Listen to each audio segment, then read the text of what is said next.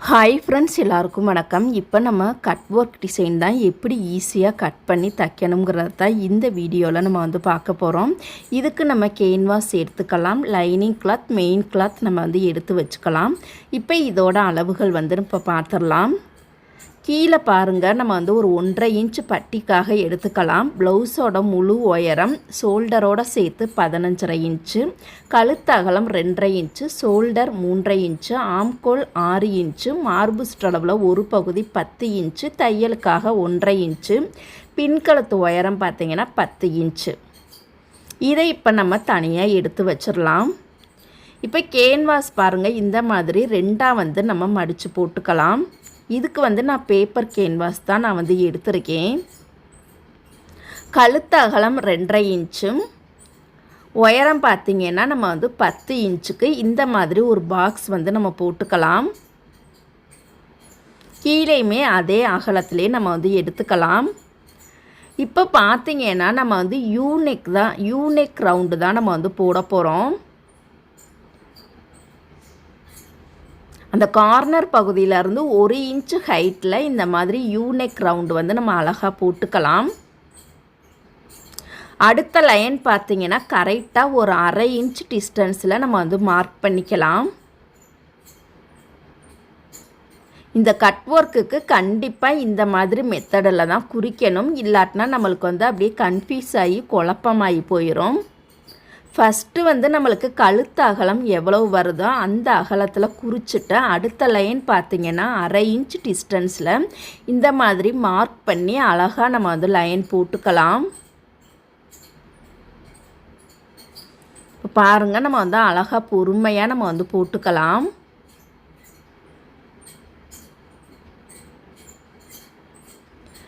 இந்த cut work வரைகிறதுக்கு நான் பார்த்திங்கன்னா ஒரு 2 பொருள் நான் எடுத்திருக்கேன். இந்த நெக் டிசைன் வரைகிறதுக்காக நான் 2 பொருள் எடுத்திருக்கேன். அது என்னென்னு பார்த்தீங்கன்னா, ஜூஸ் பாட்டிலோட மூடியும் ஆரி ஒர்க்குக்கு பயன்படுத்தக்கூடிய அந்த ஜரி த்ரெட்டும் தான் நான் எடுத்திருக்கேன். Small size.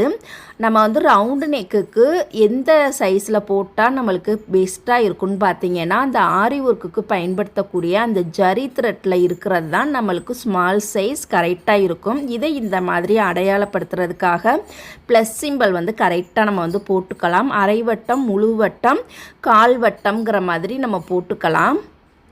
இப்போ ஷோல்டருக்கு 1/2 இன்ச் நம்ம மார்க் பண்ணிக்கலாம். இந்த மார்க் பண்ணுறது நம்ம 1/2 இன்ச் மார்க் பண்ணினாலும் பண்ணிக்கலாம், பண்ணாமல் அப்படியே கூட விட்டுக்கலாம். ஓகேங்களா? ரெண்டும் நம்மளுக்கு சேம் மெத்தடு தான்.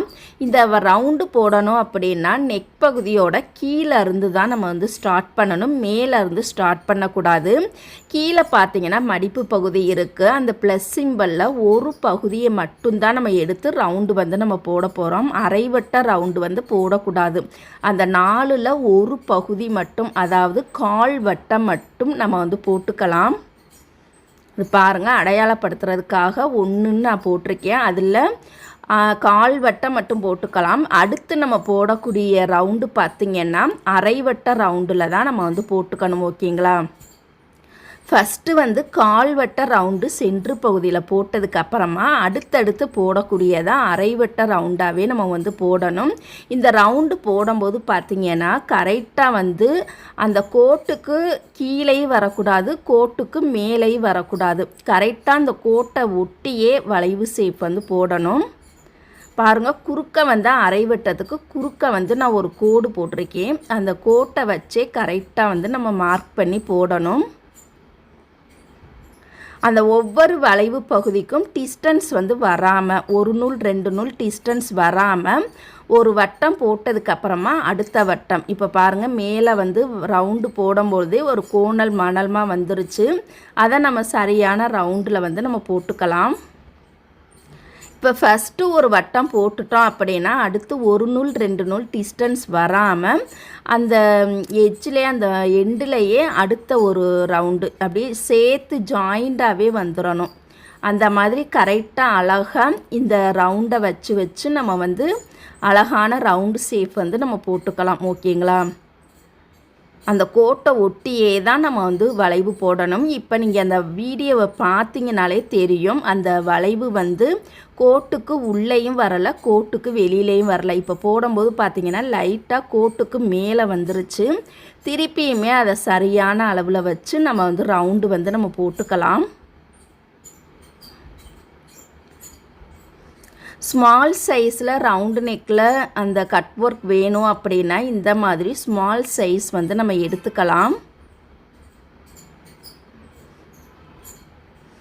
இது போல் பாருங்கள், அழகாக வந்து நம்ம போட்டு முடிச்சிட்டோம்.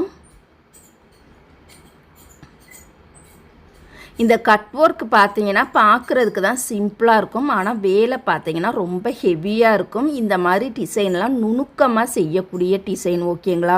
நுணுக்கமான முறையில் கட் பண்ணி தைச்சாதான் சேஃப் வந்து நம்மளுக்கு அழகாக நீட்டாக கிடைக்கும்.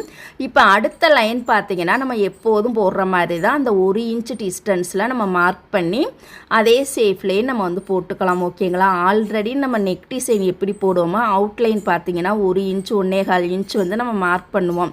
அந்த மாதிரி எக்ஸ்ட்ரா அந்த 1 இன்ச் டிஸ்டன்ஸில் நம்ம வந்து மார்க் பண்ணிக்கலாம்.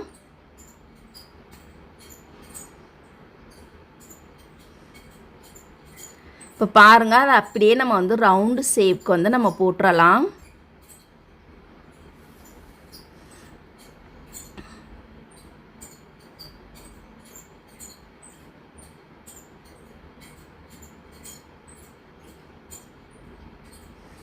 இப்போ பாருங்கள், இதை வந்து நம்ம கட் பண்ணி எடுத்துக்கலாம். ஃபஸ்ட்டு பாருங்கள், அந்த அவுட்லைனில் இருக்கக்கூடிய அந்த லைனை கட் பண்ணி எடுத்துக்கலாம். அடுத்து நம்ம கட் பண்ண போகிறது பார்த்திங்கன்னா அப்படியே பொறுமையாக நம்ம வந்து கட் பண்ணணும். இந்த மாதிரி இடங்கள்லாம் ரொம்ப ரொம்ப நுணுக்கமான ஏரியா, அதனால் பொறுமையாக நம்ம வந்து கட் பண்ணணும். அப்படியே வளைவு சேஃப்கே நம்ம வந்து கட் பண்ணணும். நுணுக்கமாக அப்படியே அங்கனங்கன்னா பிசுறு தட்டாமல் அழகாக ரவுண்டு சேஃப்லேயே பொறுமையாக கட் பண்ணணும். எக்ஸ்ட்ரா பாருங்கள், நம்ம வந்து கட் பண்ணிடாமல் கரெக்டாக அந்த லைனை ஒட்டியே அந்த லைன் மேலேயே பொறுமையாக நம்ம வந்து கட் பண்ணணும். அவசரப்படக்கூடாது.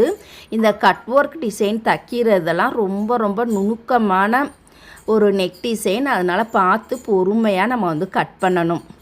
இந்த மாதிரி டிசைனுக்கெல்லாம் பார்த்திங்கன்னா வேலை கொஞ்சம் அதிகமாக தான் இருக்கும். நுணுக்கமாக தைக்கக்கூடிய டிசைன் பார்த்திங்கன்னா இந்த ஸ்கேலப் டிசைன் தான். இந்த மாதிரி பாருங்கள், நம்ம வந்து அழகாக நீட்டாக பொறுமையாக கட் பண்ணி எடுத்துக்கலாம்.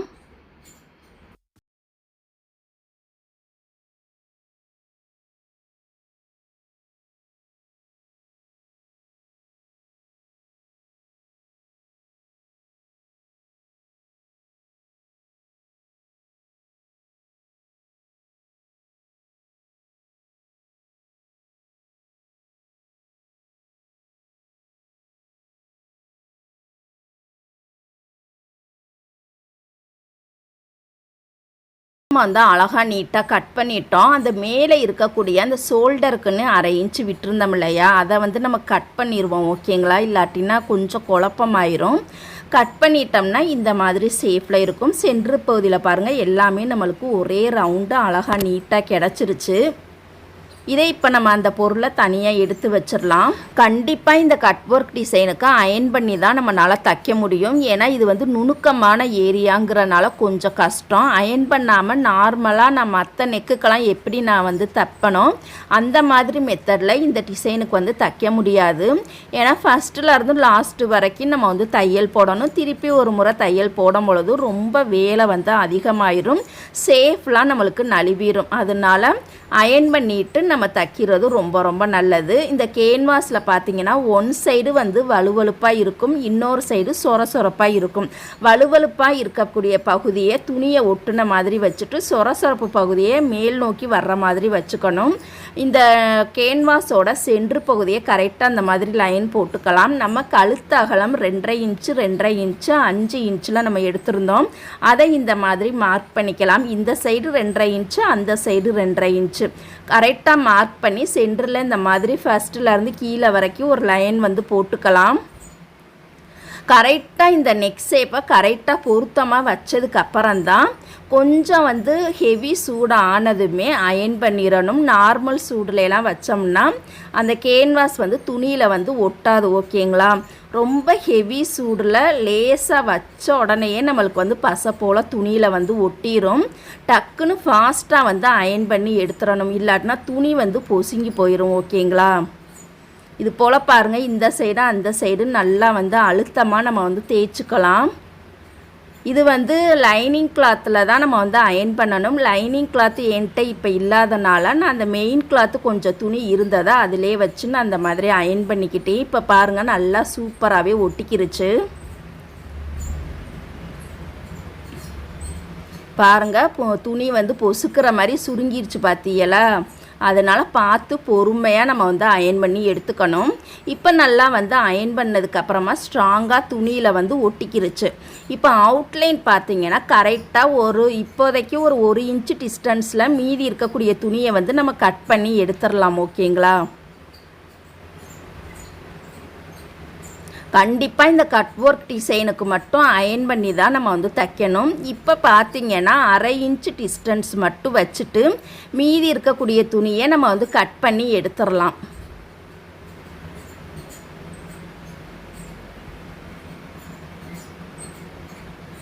இப்போ பாருங்கள், நம்ம வந்து கரெக்டாக அந்த 1/2 இன்ச்சு டிஸ்டன்ஸில் கட் பண்ணி முடிச்சிட்டோம். இப்போ அடுத்ததாக பார்த்திங்கன்னா இந்த 2 துணியையுமே தனியாக விரித்து வச்சிடலாம். இந்த மெயின் கிளாத்தோட கெட்ட பக்கத்தில் தான் நம்ம வந்து லைனிங் கிளாத்தை கரெக்டாக சேமாக சென்ட்ரு பண்ணி வச்சா அவுட்லைன் ஃபுல்லாக ஒரு நூல் கேப்பில் தையல் போட்டு எடுத்துக்கலாம். கரெக்டாக பாருங்கள், 2 துணியுமே கரெக்டாக சேமாக வச்சுட்டு அவுட்லைன் ஃபுல்லாகவே ஒரு நூல் கேப்பில் நம்ம வந்து தையல் போட்டு ரெடி பண்ணிக்கலாம்.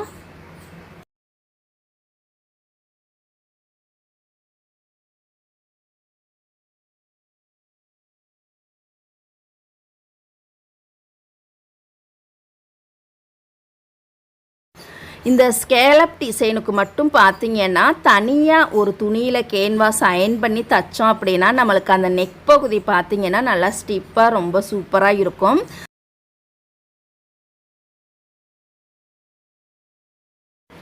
இப்போ தையலுக்கு வெளியில் இருக்கக்கூடிய அந்த எக்ஸ்ட்ரா பீஸரை நம்ம வந்து கட் பண்ணி எடுத்துக்கலாம்.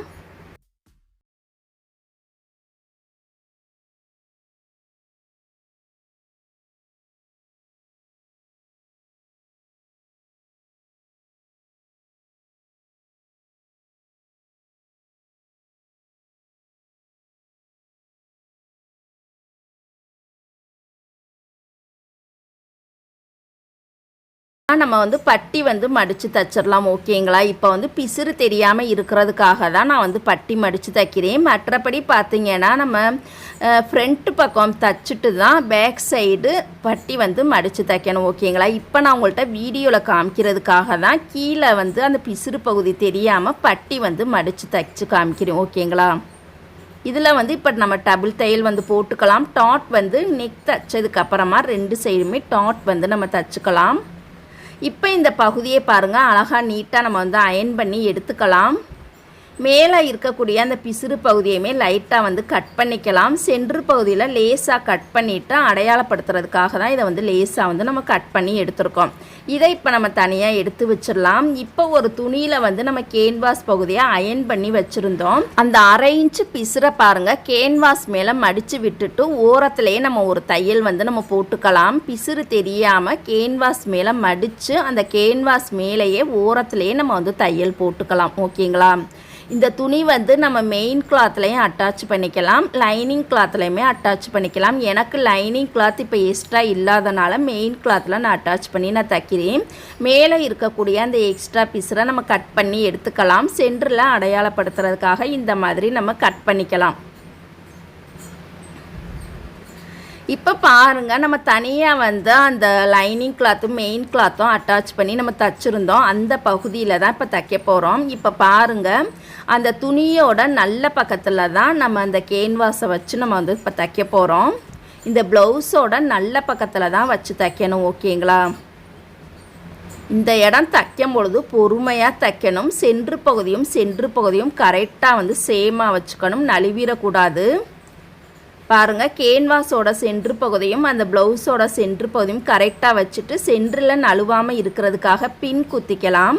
இந்த தையல் பார்த்தீங்கன்னா அந்த ஒரு நூல் கேப்பில் கேன்வாஸ் மேலேயே தையல் போடணும். இந்த இடம் நுணுக்கமான ஏரியாங்கிறனால பொறுமையாகவே தைக்கணும். ஸ்டெப் பை ஸ்டெப்பாக நுணுக்கமாக அப்படியே பொறுமையாகவே வளைவு சேஃப் நம்ம வந்து கட் பண்ணும் பொழுது எப்படி அழகான ஒரு வளைவு சேஃபில் கட் பண்ணமோ தைக்கும் போதும் அதே மாதிரி வளைவு சேஃப்லேயே பொறுமையாகவே தைக்கணும். ஸ்பீடாக வந்து தைக்கக்கூடாது. ஸ்பீடாக தைச்சிங்கன்னா சேஃப் வந்து நம்மளுக்கு மாறி போயிடும். எந்தெந்த இடத்துல எல்லாம் அந்த மூளை சேஃப் அதாவது அந்த கார்னர் சேஃப் வருதோ அந்தந்த இடத்துல எல்லாம் ஊசியை உள்ளே இறக்கி துணியை வந்து திருப்பணும். ஓகேங்களா? பொறுமையாக தைக்கணும் பாருங்கள். இந்த டிசைனுக்கு கட்டிங் ஸ்டிச்சிங் பொறுமையாக தைச்சால் மட்டும்தான் நம்மளுக்கு சேஃப் வந்து ரொம்பவே சூப்பராக அழகாக இருக்கும் பாருங்கள். பொறுமையாக நுணுக்கமாகவே தைச்சி வரணும். அந்த ஒரு நூல் கேப்லேயே கேன்வாஸ் மேலேயே அழகாக பொறுமையாக கொஞ்சம் கொஞ்சமாக நம்ம வந்து ஒவ்வொரு குத்தாக தைச்சி வரணும். அப்போ தான் அந்த சேஃப் வந்து நம்மளுக்கு அழகாக நீட்டாகவே கிடைக்கும். இந்த மாதிரி ஃபஸ்ட்டில் இருந்து லாஸ்ட்டு வரைக்குமே நம்ம வந்து பொறுமையாக தச்சு ரெடி பண்ணிக்கலாம்.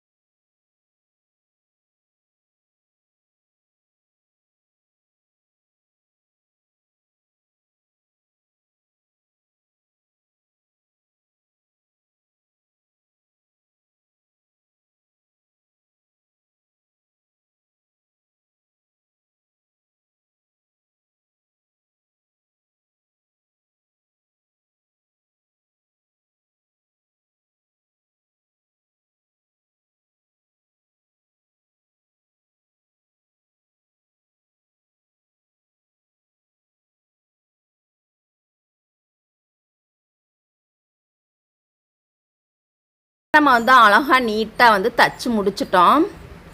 இப்போ பாருங்கள், நான் வந்து கிட்ட காமிக்கிறேன். கிட்ட காமிக்கும் போது பாருங்கள், அப்படியே நம்ம வந்து ட்ராயிங் பண்ண மாதிரி ரொம்ப சூப்பராகவே தச்சு முடிச்சிட்டோம். இப்போ நடுவில் இருக்கக்கூடிய அந்த பின்னை வந்து நம்ம ரிமூவ் பண்ணிடலாம். இப்போ பார்த்தீங்கன்னா கேன்வாஸ்லேருந்து கரெக்டாக ஒரு 1/4 இன்ச் மட்டும் டிஸ்டன்ஸ் விட்டுட்டு மீதி இருக்கக்கூடிய பகுதியை நம்ம வந்து கட் பண்ணி எடுத்துடலாம். ஓகேங்களா? 1/2 இன்ச் டிஸ்டன்ஸ்லாம் விட தேவையில்லை.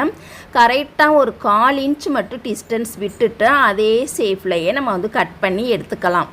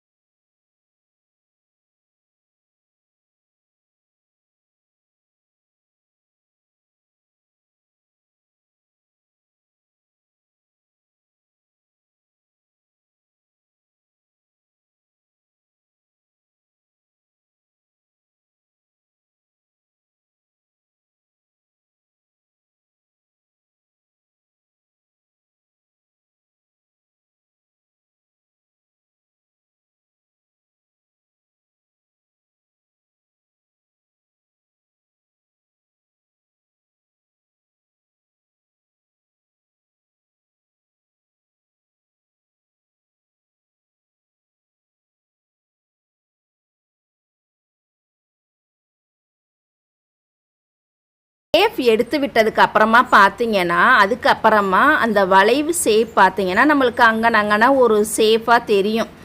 அழகான வளைவு ஷேப் வந்து கிடைக்கணும் அப்படின்னா இந்த ஸ்க்ரூ ட்ரைவரை வச்சு உள்பக்கமாக அந்த ஸ்க்ரூ ட்ரைவரை வச்சு இப்படியே அந்த வளைவு ஷேப் ஃபுல்லாகவே லைட்டாக நம்ம வந்து ஸ்க்ரூ ட்ரைவரை வச்சு இப்படி ஒரு ரவுண்டு ஷேப்புக்கு நம்ம வந்து இழுத்து விட்டுட்டோம் அப்படின்னா அழகான அந்த வி ஷேப் அங்கன கோடு மாதிரி உள்ள இடம்லாம் நம்மளுக்கு அழகாக ரவுண்டு ஷேப்புக்கு வந்து கிடச்சிரும். உள்பக்கமாக பார்த்தீங்கன்னா அப்படியே அந்த ஸ்க்ரூ ட்ரைவரை வச்சு அப்படியே அந்த சுருக்கத்தை பூரா இப்படி எடுத்து விட்டுட்டிங்கன்னா நம்மளுக்கு அந்த இடம் பூரா கூர்மையாகவும் வராமல் கோடு போலவும் வராமல் அழகான ரவுண்டு ஷேப்பில் வந்து கிடச்சிரும். இந்த மாதிரி ஃபஸ்ட்டுலேருந்து லாஸ்ட் வரைக்கும் இந்த மாதிரி செஞ்சு அந்த ஷேப் வந்து அழகாக ரவுண்டு ஷேப்புக்கு வந்து நம்ம கொண்டுட்டு வரணும்.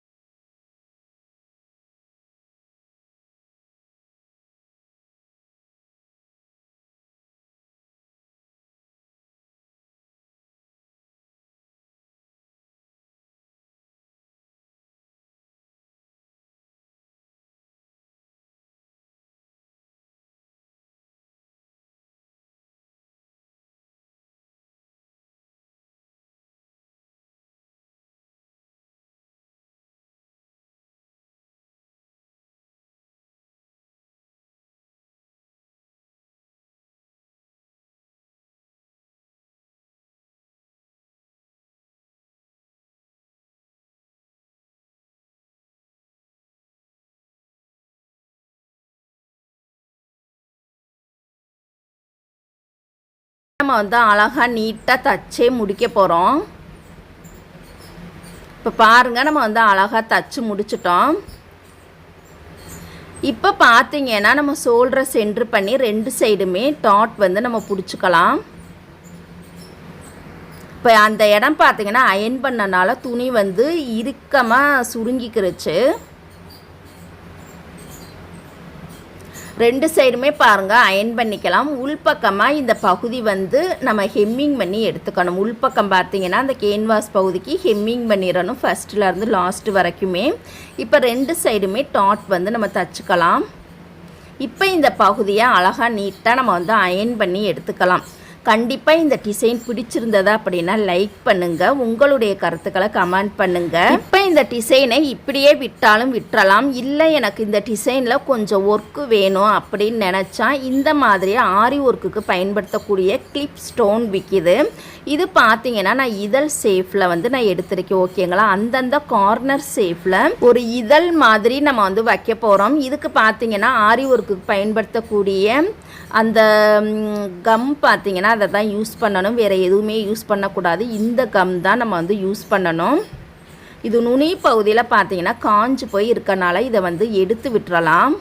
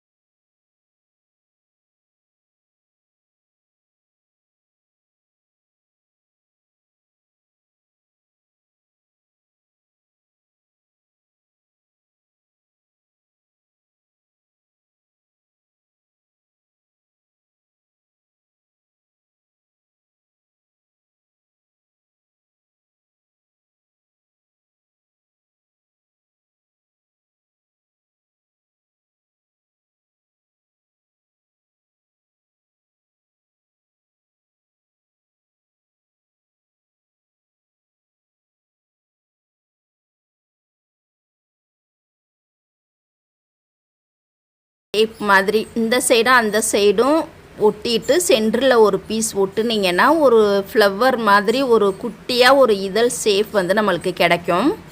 இந்த இடத்துல பார்த்தீங்கன்னா ஒவ்வொரு பாசியும் வைக்கலாம், இல்லை ஒரே ஒரு இதழ் ஷேப் மட்டும் வைக்கலாம். இல்லை கொஞ்சம் டிஃப்ரெண்ட்டாக வேணும் அப்படின்னா இந்த மாதிரி 3 இதழ் வர்ற மாதிரி நம்ம வந்து ஒட்டிக்கலாம். ஓகேங்களா, எப்படி வச்சாலும் அழகாக இருக்கும்.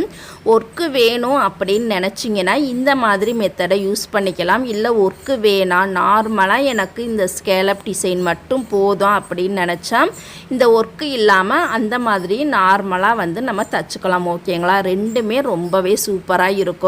இந்த மாதிரி ஸ்டோன் வச்சோம்னா ப்ரைஸ் எவ்வளோ வாங்கணும்னு பார்த்தீங்கன்னா நார்மலாக இந்த லோக்கலில் தான் இந்த ஸ்டோன் வந்து நான் வாங்கியிருந்தேன். ஒரு பாக்கெட்டோட விலை பார்த்தீங்கன்னா 150 ரூபாய். இந்த நெக்குக்கு வச்சு தைக்கணும் அப்படின்னா நம்ம வந்து ஒரு 100 ரூபாய் வாங்கிக்கலாம். மெட்டீரியல்ஸுக்கும் அந்த ஒட்டுறதுக்கும் சேர்த்து நம்ம வந்து ஒரு 80 அல்லது 100 ரூபாய் சேர்த்து வாங்கிக்கலாம். ஓகேங்களா, இந்த ஸ்கேலப் டிசைனுக்கு மட்டும் ப்ரைஸ் எவ்வளோ வாங்கலான்னு பார்த்தீங்கன்னா கண்டிப்பாக நம்ம 300 ரூபாய் வாங்கிக்கணும். ஓகேங்களா, இன்னும் பெரிய பெரிய டெய்லரிங் பொட்டிக்கிலெல்லாம் பார்த்தீங்கன்னா இந்த நெக் டிசைனோட ப்ரைஸே பார்த்தீங்கன்னா கொஞ்சம் நல்லா ஹெவியாகவே இருக்கும். அதனால் குறைஞ்சது 300 ரூபாயாவது கண்டிப்பாக வாங்கிக்கணும்.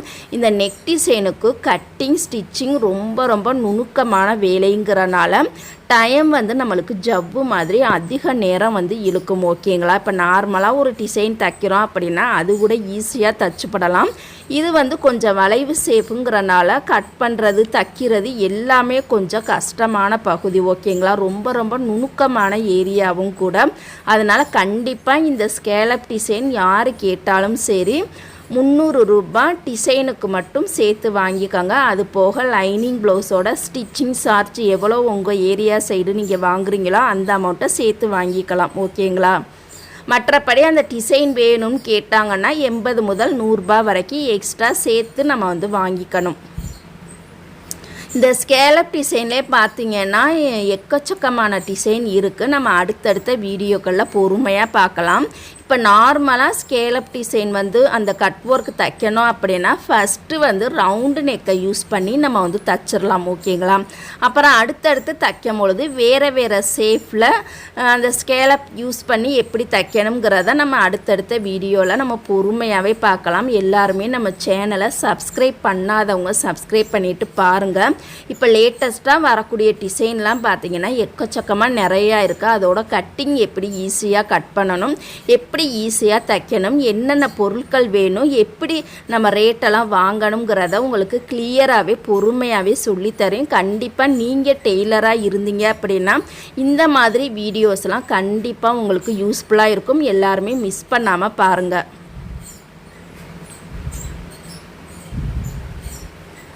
புரிஞ்சுக்கிட்டீங்க அப்படின்னா தைக்கிறது கட் பண்ணுறது எல்லாமே ஈஸியாக தான் இருக்கும். ஓகேங்களா? நிறையா வீடியோலெல்லாம் பார்த்தீங்கன்னா நெக் டிசைன் மட்டும்தான் இருக்கும், ப்ரைஸ் எவ்வளோன்னே சொல்ல மாட்டாங்க. நீங்களுமே குழப்பத்தில் இருப்பீங்க. இந்த டிசைனுக்கெல்லாம் எவ்வளோ தான் தையக்கூலி வாங்குறதுனே ரொம்ப குழப்பத்தில் இருப்பீங்க. ஒருவேளை இந்த டிசைனுக்கு அமௌண்ட்டு கூடவும் வாங்கியிருப்பீங்க, இல்லாட்டினா அதை விட ரொம்ப ரொம்ப கம்மியாகவும் வாங்கியிருப்பீங்க. அப்போ அந்த டிசைனோட தையக்கூலி தெரிஞ்சாதான் உங்களுக்கும் கொஞ்சம் திருப்தியாகவும் இருக்கும். ஓகேங்களா? அதனால் மறக்காமல் நம்ம சேனலை சப்ஸ்கிரைப் பண்ணாதவங்க சப்ஸ்கிரைப் பண்ணிட்டு பாருங்கள். இனி தொடர்ந்தே பார்த்தீங்கன்னா இந்த ஸ்கேலப் டிசைனை பயன்படுத்தி நான் வந்து நிறைய வீடியோஸ் உங்களுக்காக நான் அப்லோடு பண்ணுறேன். இப்போ பாருங்கள், அழகாக நீட்டாக பொறுமையாகவே நம்ம வந்து ஒட்டிக்கலாம். கம் பார்த்திங்கன்னா ஓரளவுக்கு ஒட்டுனாலே போதுமானது. ரொம்ப லேசாகவும் தடவ வேணாம், ரொம்ப அதிகமாகவும் அந்த கம் வந்து தடவ வேணாம். கரெக்டாக அந்த ஸ்டோனுக்கு தகுந்த மாதிரி கம் வந்து யூஸ் பண்ணாலே போதுமானது.